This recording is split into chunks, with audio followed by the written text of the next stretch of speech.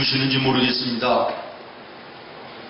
북한의 포탄이 떨어진 저 연천과 파주 지역, 또 북한과 인접해 있는 강화도와 백령도 같은 또 폭격의 경험이 있는 연평도 주민들은 한순간도 마음을 놓지 못하고 불안과 초조함 속에서 밤을 새우고 있다라고 하는 뉴스를 접하게 됩니다. 언뜻 잊어버리고 살던 우리나라가 종전의 나라가 아니라 휴전의 나라라는 사실을 다시 한번 새롭게 생각하면서 다시 한번 참담함을 느끼는 이런 시간들을 우리가 보내고 있습니다. 우리나라 우리 민족은 저 북한의 도발 속의 불안함과 초조함뿐만 아니라 염려와 근심뿐만 아니라 이 세상과 인생 자체가 한치 앞을 모르는 불확실의 불안과 두려움 속에서 이어져 가는 것임을 우리가 생각하게 됩니다. 어떤 사람은 가정의 문제로 염려가 되고 근심이 되어 잠을 이루지 못하고 불안함과 초조함 속에 사는 사람들이 많이 있습니다. 어떤 사람은 또 이성의 문제로, 어떤 사람은 사업의 문제로, 어떤 사람은 인간관계 속에 경제적인 여러 가지 이런저런 문제들로 참 염려되고 근심과 불안함과 초조 속에 날마다를 살아갑니다. 여러분도 병원에 가보시면 잘 알겠습니다만은 거기에는 사람이 좀 없어도 괜찮은 곳인데 거기에 사람이 훨씬 더 다른 곳보다 많습니다. 그런데 병원에 가면 가장 많이 병자들이 몰리는 곳이 신경정신과라고 그럽니다. 요즘 세상 사람들에게 보편적인 용어가 되어버린 우울증이라는 건 말입니다. 어느 통계에 보니까 10명 가운데 4명에서 많게는 5명까지가 우울증으로 시달림을 받고 있다 이럽니다. 다시 말하면 2명 중에 1명꼴로 삶의 어려운 근심과 걱정, 불안함, 초조함, 두려움, 공포 이런 것들로 인해서 시달리고 살고 있다라고 하는 얘기지요. 어떤 책에 보니까 미국은 1년에 수면제가 800억 알이나 팔린다 그래요. 하루로 얘기하면 2천만 알 이상이 소비되고 있다라고 하는 얘기인데 좀 더 쉽게 얘기하면 어림잡아 하루에 2천만 명 이상이 괴로움 속에 잠을 이루지 못하고 산다라고 하는 이런 얘기가 되는 거 아닙니까? 여러분 옆에 있는 분과 한번 인사를 하겠습니다. 안녕하십니까? 안녕하시지 못해서 나오지 못한 분들도 얼마나 많이 있겠습니까? 다시 말하면 염려와 근심과 걱정, 불안함, 초조함, 두려움, 공포 이런 문제 없이 오늘 여러분 잘 살고 계시냐 그런 말이에요. 오늘 이런 성경에 보면 한 여인이 나오는데 우리가 잘 아는 여인입니다. 하갈이라고 하는 여자입니다. 인생 속에 이렇게 불행한 사람이 또 있을까라고 할 정도로 참 불행한 여인입니다. 억울하지요. 고독하지요. 또 내일을 알 수 없는 불안함 속에서 초조하고 두려움으로 하루하루를 살아가는 그런 여인입니다. 우리가 잘 아는 대로 이 하갈이라는 여인이 나를 시집 보내달라라고 얘기한 적이 있습니까? 그저 모시고 있던 주인 사라가 내가 아이를 못 낳으니 내 남편하고 결혼해서 우리 가문에 아이를 낳아달라 강제적으로 결혼을 시킨 일 아닙니까? 그리고 아이를 낳았더니 나중에는 자기도 아이를 낳고 자기를 미워해서 남편에게 얘기하고 자기를 내쫓은 것입니다. 얼마나 억울한 일입니까? 광야로 쫓겨나와서 광야를 방황했다라고 오늘 성경이 말하는데 얼마나 억울했겠습니까? 얼마나 고독했겠습니까? 집에서 쫓겨날 때 오늘 14절에 보면 아브라함이 하갈의 어깨에 떡과 물 한 가죽 부대를 메어서 내보냈다 그러는데 완곡하게 표현을 했지만 내보내기는 뭘 내보낸 것입니까? 강제로 쫓아낸 것입니다. 어린아이 아들 이스마엘 조그만한 어린아이를 데리고 이 여인이 홀로 쫓겨나와 무슨 굉장한 재산을 유산으로 받은 것도 아니고 또 이혼에 대한 어떤 보상금을 받은 것도 아니고 떡 조금 물 한 가죽 부대 달랑 그걸 주고 강제로 내쫓아 광야를 해외하게 됐다. 얼마나 고독하고 얼마나 외로웠겠는가라고 하는 얘기입니다. 그러면서 오늘 말씀에 보니까 가지고 나온 물이 다 말랐다. 이제는 마실 물이 없다는 것입니다. 오늘 우리는 손을 뻗치면 우리 주변에 물이 흔하지만 지금 이 광야 아열대 지방 이스라엘의 이쪽 지방에 사막과 광야에 물이 얼마나 귀합니까? 물이 생명인 것입니다. 다이아몬드보다도 금보다도 더 귀한 게 물 아닙니까? 물이 떨어졌다라고 하는 얘기는 죽음이라는 얘기예요. 죽음을 앞에 두고 있다라고 하는 이런 얘기가 되는 것입니다. 얼마나 불안하겠습니까? 얼마나 두렵겠습니까? 내가 죽는 것은 그만두고 내 사랑하는 아들이 물이 없어 목말라 죽어간다. 이것처럼 애통하고 애달픈 일이 어디 있겠느냐라고 하는 거예요. 그러나 하나님은 이 절망 가운데 있는 이 여인을 찾아오십니다. 그리고 그를 붙들어 주십니다. 그의 필요를 채워주십니다. 그의 가는 인생길을 함께하여 주시는 것입니다.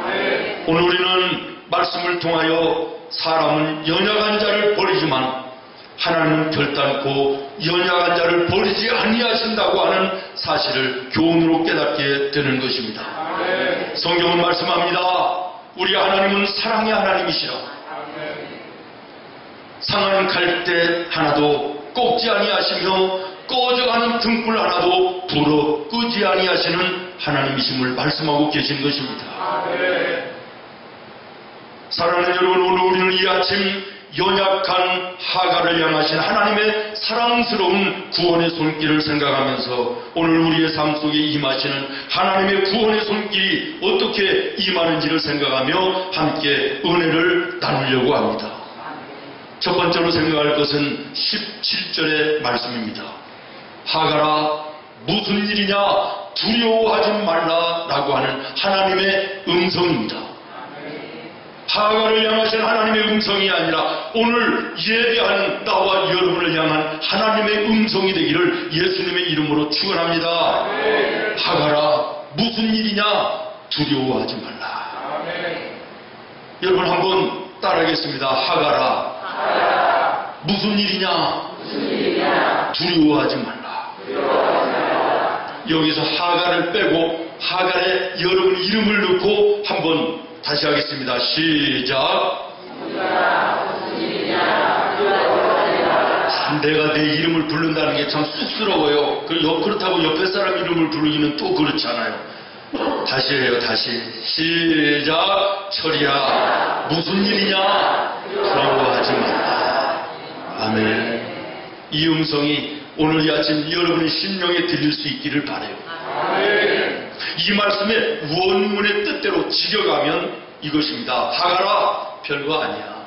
큰일이 아니야. 걱정하지 마. 이런 말입니다. 믿습니까? 믿으시기를 바랍니다. 다시 말하면 너의 생각으로는 도저히 해결할 수 없고 너는 절망이라고 여겨지지만 내가 보니 그거 아무것도 아니다. 내가 도와줄게. 내가 함께 해줄게. 걱정하지 말라는 것입니다. 여러분, 하나님이 어떤 분이십니까? 전능하신 분이십니다. 천지 만물을 창조하시고 모든 것을 말씀으로 운행하시는 전능자이십니다. 인간이 아무리 크게 생각하고 인간이 절망스러운 일이라 할지라도 능히 해결하실 수 있는 능력자이신 것입니다. 그러면 그 전능하신 하나님과 나와 여러분의 관계는 어떤 관계입니까? 나와 여러분의 주가 되십니다. 나와 여러분의 하나님이 계십니다. 우리의 아버지가 되시는 것입니다. 그리고 그 하나님이 우리에게 무엇라고 말씀하십니까? 구하라, 찾으라, 두드리라고 말씀하십니다. 어려운 일이 있을 때, 인생 속에 불가능한 일을 만났을 때 기도하라고 하는 말씀인 줄로 믿습니다. 여러분, 오늘 16절의 말씀에 보면 하갈이 하반절에 소리내어 울었다 그랬어요. 소리내어 울었다. 그 전에 성경에는 방성대곡을 했다 이렇게 나옵니다. 그런데 원어적인 의미로 보면 부르짖어 기도했다라고 하는 의미에 더 가깝습니다. 믿습니까? 그러면 17절 말씀을 여러분 보시기 바랍니다. 어린 아이의 소리를 들으셨다 그랬습니다. 이 어린아이 이스마엘이 무엇을 했다는 것입니까? 하나님께 기도했다는 것입니다. 하나님은 그의 기도를 들으셨다는 거예요. 엄마 하갈의 울부짖는 기도와 어린 아이의 간절한 기도를 하나님이 들으셨다.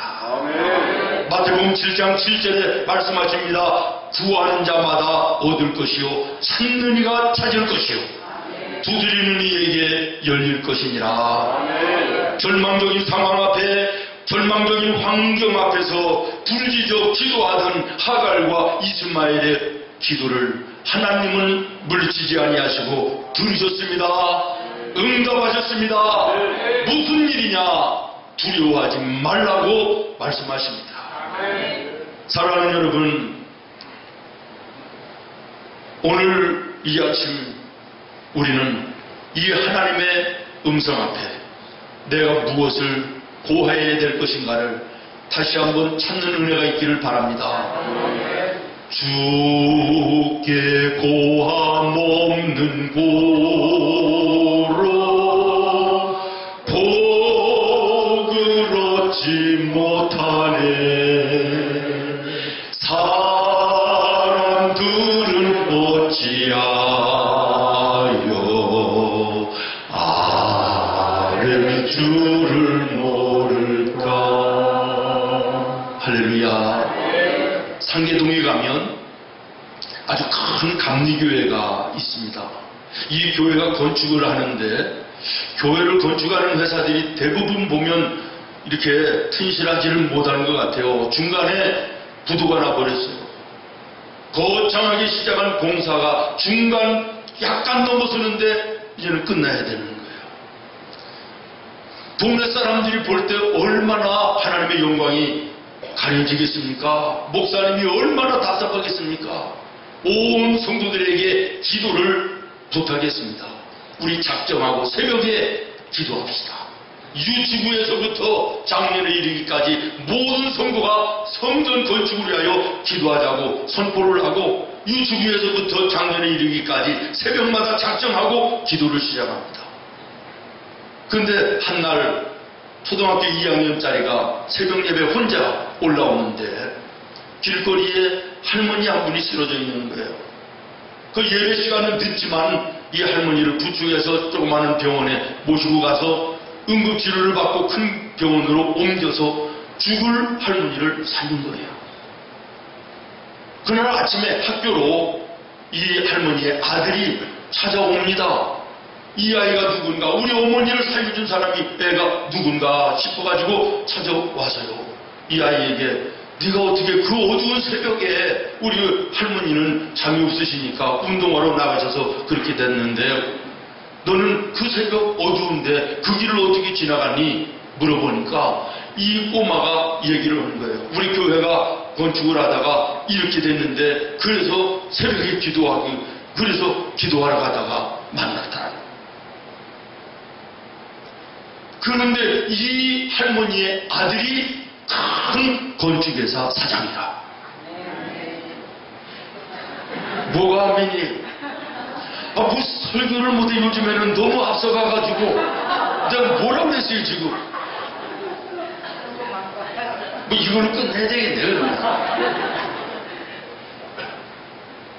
나머지의 모든 봉사를요 그분이 책임지고 맡았어요. 지금 수천 명이 모이는 큰 교회가 됐습니다. 여러분, 기도보다 능력이 없습니다. 기도보다 빠른 것이 없습니다. 기도는 미래를 결정하는 능력입니다. 오늘 여러분, 하나님께 무릎 꿇어야 될 기도의 제목 막연하게 가지고 품고만 있지 말고 기도 무릎을 꿇어야 됩니다. 기도해야 될 것을 아는 사람은 너무 많은데 기도하는 사람은 별로 없는 것이 오늘의 모습입니다. 기도해야지, 마땅히 해야지 하면 하나님이 응답하시지, 아는 사람은 많으나 기도의 자리에 앉는 사람은 별반 많지 않습니다. 사랑하는 여러분, 기도의 무릎이 주님을 향하여 꿇려지는 새벽이 되기를 예수님의 이름으로 축원합니다. 그러면 두 번째로 생각할 것은 19절의 말씀이에요. 19절 같이 읽습니다. 시작. 하나님이 하갈의 눈을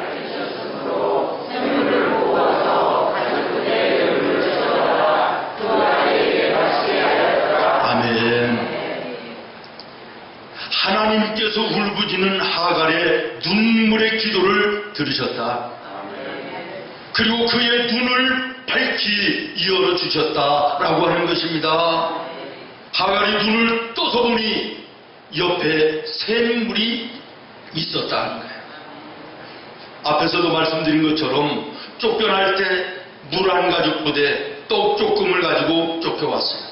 그런데 광야를 방황하다가 보니까 마실 물이 떨어졌더라. 다시 말하면 죽음에 직면했다, 그런 얘기예요. 절망스러운 환경 속에서 하나님을 향하여 울부짖어 기도했더니 하나님께서 물가로 인도하신 줄로 믿습니다. 한두 번 범하시면 끝나는 물이 아닙니다. 범하셔도 끊임이 없이 솟아나는 샘물가로 인도하신 줄로 믿습니다. 여호와 하나님을 목자로 삼고 믿음으로 하나님을 의지하며 사는 자에게 하나님은 목자가 되십니다. 푸른 조양 맑은 시냇물가로 인생 다하는 날까지 우리의 걸음을 인도하여 주실 줄로 믿습니다. 그러므로 사랑하는 성도 여러분, 오늘 우리는 믿음의 눈을 열어 하나님이 나와 함께 하심을 보는 믿음의 간증 있는 삶을 살아야 될 줄로 믿습니다. 여러분 보십시오. 똑같은 환경, 똑같은 자리였습니다. 그러나 하나님께 무릎 꿇지 않던 그것은 광야였고 사막이었습니다. 절망이었고 죽음이었습니다. 그러나 하나님을 향하여 무릎 꿇어 기도하여 하나님이 함께 할 때 사막이 변하여 광야가 변하여 샘물이 된 줄로 믿습니다. 여러분의 인생길에 하나님이 성령을 통하여 여러분의 눈을 열어주시기를 예수님의 이름으로 축복합니다. 우리의 영의 눈을 열어 내가 걸어가야 될 인생길을 바라보면 소망입니다. 찬송하며 걸어갈 수 있는 축복입니다. 그러나 세상과 육신의 눈을 가지고 내 인생길 바라보면 절망입니다. 어둠입니다. 답답함의 큰 고통인 것입니다. 그리고 사랑하는 여러분, 하나님의 함께 하심과 하나님의 은혜 주심과 하나님의 복 주심은 멀리 있는 것이 아니라 나와 함께 있다는 사실도 기억하시기를 바랍니다. 지금 하갈이 찾는 물이 멀리 있는 것이 아니었습니다. 영의 눈을 뜨고 하나님과 함께 보니 바로 옆에 샘물이 있었다는 것입니다. 사랑하는 여러분, 성경을 보십시오. 하나님이 우리를 향하신 은혜와 축복이 우리에게 멀리 있는 것이 아니라 내 옆에 있는 것입니다. 나와 함께 있는 것입니다. 모세를 보십시오. 모세를 도와서 이스라엘 백성들을 애굽에서 건져내야 될 믿음의 동역자가 멀리 있는 것이 아니었습니다.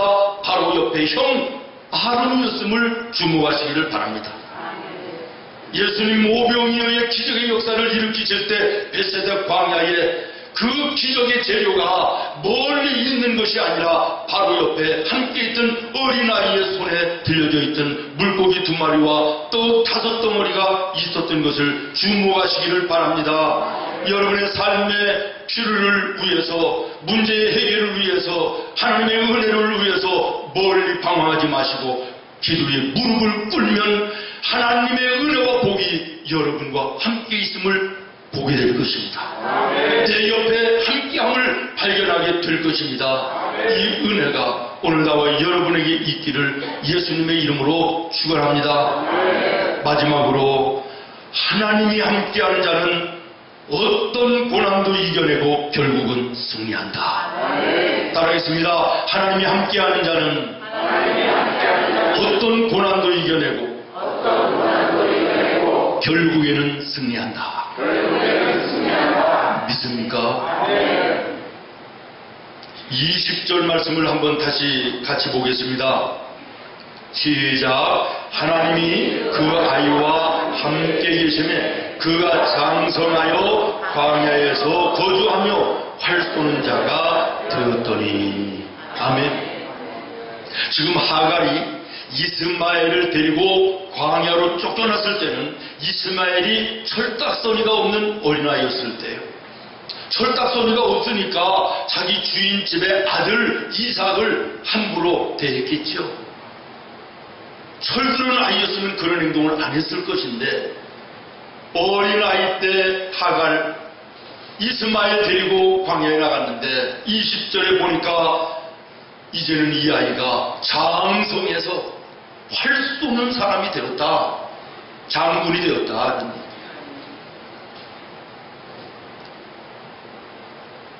장성할 때까지, 어린아이에서부터 장성할 때까지 하나님이 변함없인 사랑으로 함께 하셨습니다. 믿습니까?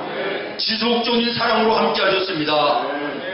광야에 머무르고 있었지만 광야에서도 먹을 것과 입을 것을 공급하여 주시고 그 이스마엘이 활 쏘는 자가 될 수 있때까지 18절 말씀에 보면 일어나 아이를 일으켜 내 손을 붙들라 그가 큰 민족을 이루게 하시리라 하시니라. 다시 말하면 하나님께서 약속하신 것입니다. 너희의 아들 이스마엘 내가 책임지고 붙들어주고 이 아들을 통하여 큰 민족을 이룰 것이며 민족의 지도자가 되게 해주겠다 이런 말씀이에요. 그런데 이 말씀을 끝까지 지키셔서 하나님은 이스마엘과 하갈을 떠나지 아니하시고 그들을 붙들어 마침내 약속을 이루어 주신 줄로 믿습니다. 오늘 우리는 이 성경의 말씀을 보면서 나는 이 하갈처럼 절망스러운 문제를 만났을 때 정말 하나님을 외쳐 부르짖어 기도할 수 있는가라고 하는 도전이 있어야 될 줄로 믿습니다. 나는 당연히 할 수 있지 이렇게 생각할지 모르겠지만은 여러분 아는 것과 행하는 것은 다릅니다. 많은 사람들이 하나님 앞에 어렵고 절망스러운 일을 만나면 하나님을 멀리하고 세상을 향하여 나갑니다. 또 많은 사람들이 만사가 형통하고 부족함이 없이 잘 되어지면 또한 하나님을 버리고 하나님을 멀리하고 세상을 향하여 나갑니다. 믿음의 지혜로운 자는 형통할 때 하나님을 더욱더 의지하는 다윗과 같은 사람입니다. 믿음의 지혜로운 자는 힘들고 절망스러운 문제가 앞을 가로막을 때 오늘 본문의 하갈처럼 더 하나님을 붙들고 울부짖어 부르짖어 기도하는 사람이 믿음의 지혜로운 자인 줄로 믿습니다. 오늘 이 아침 하갈을 통하여 나에게 말씀하시는 주의 음성을 영의 길을 열어 듣는 은혜가 있기를 예수님의 이름으로 축원합니다. 기도하겠습니다. 살아계신 하나님